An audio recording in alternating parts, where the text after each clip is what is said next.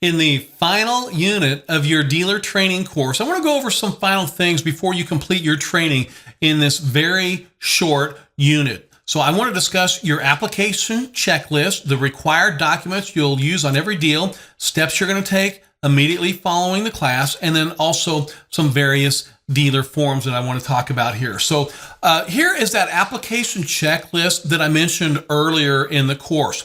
The dealer application checklist contains the documents that you're going to be submitting to the state in order to apply for your dealer's license. So, when you're shoving all that paperwork into that big envelope that you're going to be mailing to the dealer licensing section, make sure that you have your dealer application Form 4320. Remember, it's got to be signed and notarized.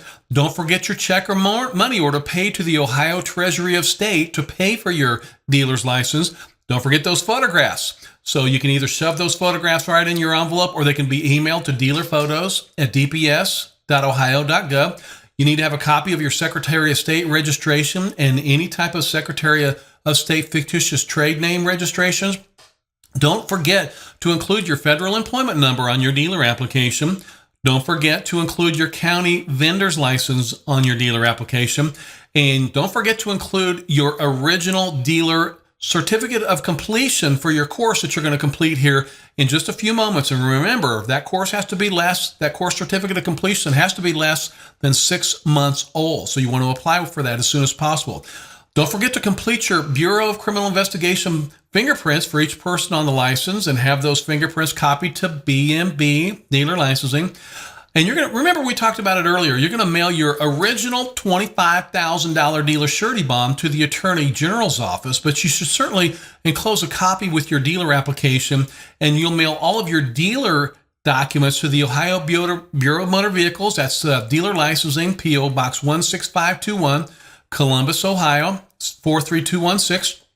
And remember, you'll mail your original $25,000 dealer surety bond to the Ohio Attorney Consumer Protection Section.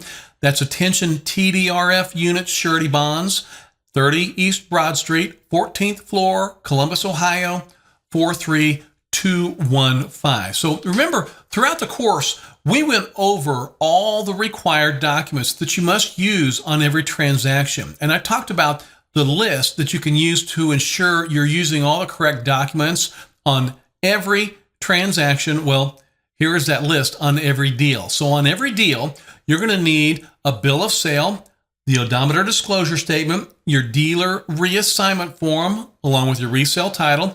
Don't forget to have a copy of your Federal Trade Commission buyer's guide. You'll need a minor consent form if a minor was involved in that transaction.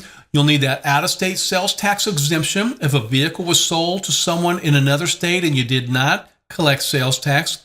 Don't forget to have an installment contract and privacy notice if there wasn't any type of financing involved. You'll need to have your out-of-state inspection form if a vehicle has an out-of-state title. You'll need a copy of your temp tag application if a temporary tag was placed on the vehicle. Any additional documents that might be required by your clerk of courts, and of course, any additional documents that might be advised by your attorney. So, as I also mentioned earlier in the course, I would like to give you that chronological list of what steps you need to take in what order to ensure you're completing the steps in the most efficient manner so you can obtain your dealer's license as soon as possible. So in this exact chronological order, you will first need to make sure that your building and lot meet all local zoning requirements, and then you'll register that business name and address with the Ohio Secretary of State's office, and then you'll obtain your federal employment identification number, and then you obtain your vendor's license number. Don't forget to complete your I-9 employment eligibility form for all persons on the license and each future employee. Remember, we've got to fingerprint each owner, and we're going to obtain that $25,000 dealer surety bond. You need to complete and notarize your dealer application correctly. So remember, we're going to mail or deliver our dealer application with payment and all paperwork, and you should receive your license in about 4 to 6 weeks. So you'll display that license prominently on the wall.